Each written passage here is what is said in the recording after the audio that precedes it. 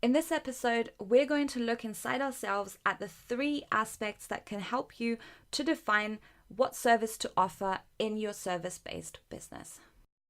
Hey, it's Jess, and you're listening to the Crush It with Confidence podcast for online service providers that are ready to create their own future. Life is happening for you, not to you. So let's do this.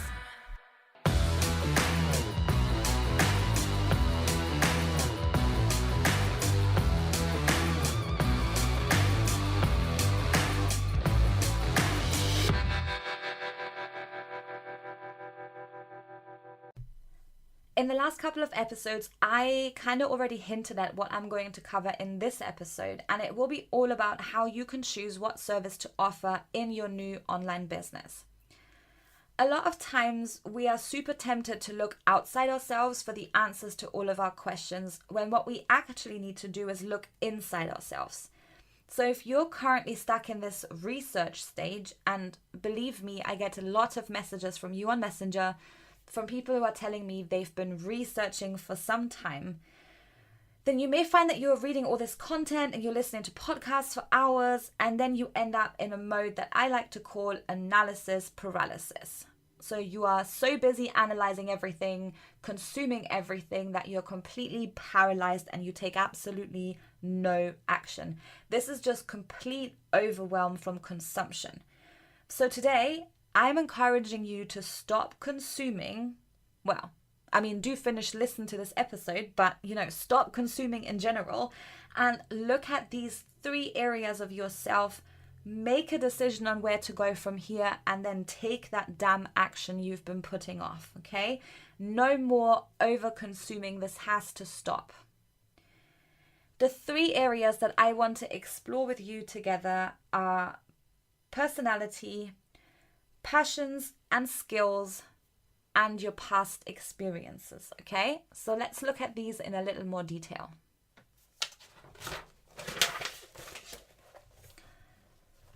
Point 1 is personality, and this can be a little bit of a complex thing to explore because there are a gajillion different ways on how you can start looking at personality, and unfortunately, many of the different personality tests and thingy-majigs that are out there are kind of not 100% accurate. Some people believe in the theory and other people think they have disproven the theory, and at the end of the day, it is just a tool that you can look at, and it's a take it or leave it kind of thing.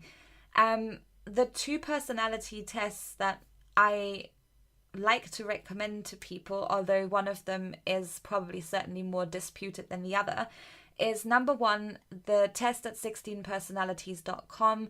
It is based on the Myers-Briggs type indicator. If you can get one of the Please Understand Me books and do the actual test in the back of the book, it's probably going to be more accurate than the online test, but most people I've met seem to be getting semi-decent results with the 16personalities.com test. The outcome of that test is going to give you a combination of 4 letters, and then you can read more about the type that you get. So if you're interested, mine is the ENFP, and I 100% associate with it. I'm guilty of my character description, I'm afraid. So for me, I found it very accurate. There's one thing that I disagree with, and that's that we're supposed to be super unorganized and unable to make plans, but I'm actually really good at that kind of thing. So that could be cultural conditioning too, because, it's nature versus nurture. And I've grown up in Germany, in a very organized country, in a pretty organized family. So I guess that could just be my cultural background kind of playing into it and having influenced me in that way. The second test that I recommend you check out is the Enneagram. I'm going to link both of them up in the show notes so that you can just click on the link and go through to them. Like I said, these are not always going to be 100% accurate, and people are so much more than just their personality type of any kind. But it can give you a really good starting point, looking at the things that you are naturally good at and the things that you're naturally not so good at, okay? And that is one of those things that we often underestimate, right? Because if something is naturally easy for me, I find socializing, meeting new people, starting conversations super, super, super easy. So I could easily take on a role in the online business world where I do customer support because I have a thing when it comes to relating to people. I can solve their problems. I understand why they feel the way that they feel. And I have a lot of positives about me that could really help me to take on that role. But because it comes so natural to me, I don't see this as a special thing. I don't see this as my special jam that I have that nobody else has or that other people have differently, which is why I would never consider it a massive skill that somebody else would pay for, because I naturally assume everyone else is good at it too. But that is not true. So taking one of these personality tests can really help you to have some fun with this, get to know yourself better, and really dive deep into what you're naturally good at and not so good at. And then you can adjust your business offer according to that too. The second thing that I would like to encourage you to look at is your passions and your natural skills. So as far as skills goes, there's the Strengths Finder 2.0 assessment where you can get like your top 30 strengths listed out based on the test. It's not free, that one, but I found it super, super helpful. I had to do it for a client like years ago, so I still have the results from then. And the things that I'm good at is communication and positivity and being able to mobilize people and getting them to take action and get stuff done. And it really lines up with the kind of work that I'm focusing on more and more right now. So I'm kind of getting used to really using those strengths to my advantage. So doing a test like that can help you an awful lot. The other thing is passion. Everyone has something that they feel super passionate about. So ask your friends and family when they feel like you shine the most.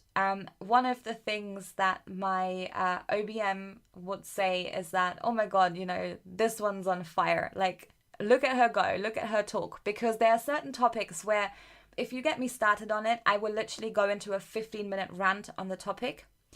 And those things that you're passionate about, while they may not necessarily relate to a service that you're going to offer, they might give you some pointers as to who you should be serving. So if you're super passionate about the rights of mums, then you might want to focus on working with mum business owners. Or if you feel super passionate about the environment, then, well, you may want to support people that do good things in the environment because it's really going to get you fired up. Like, one of the favorite things that I like to think of is, as service providers, we help so many different people, and we don't just help our clients, we help their clients. So I indirectly help people start businesses. I indirectly help people to get sober and kick this habit of drinking. I indirectly help people to be better horse riders. I indirectly help so many people achieve so many different things because I support my clients to do their work. Okay, so if you work with people that really have the right mission, it will a lot of times make you feel so much more fired up about supporting them. So this is where looking at your passions comes in as well. A quick warning about hobbies. If you like making cakes for friends' birthdays and weddings, and be very careful with taking that on as your business idea, because I have seen so many people lose their favorite pastime because they made it their business and then they started hating every single bit of it. And the thing that I hear them say is, if I have to make one more cake in my entire life, I'm going to jump off the balcony. So please be careful about making your hobby your business because you might end up resenting it more than anything. So all of this can help you to become super clear on who and how you might help them. The third thing that I want you to look at is your past experience. Many of you have been to university and they've studied something, right? What did you learn from that? What did you enjoy about it? Many of you have had work experience. You've had jobs. Some of you have had 2 jobs. Some of you have had 20 jobs. What were the things that your co-workers used to come to you for help? What were you known for? Who would you always stand up for? What did you do actually as your work? Was your work more people related? Was your work more technology related? Was your work more systems and organization related? Like, what kind of things were you doing in your past jobs?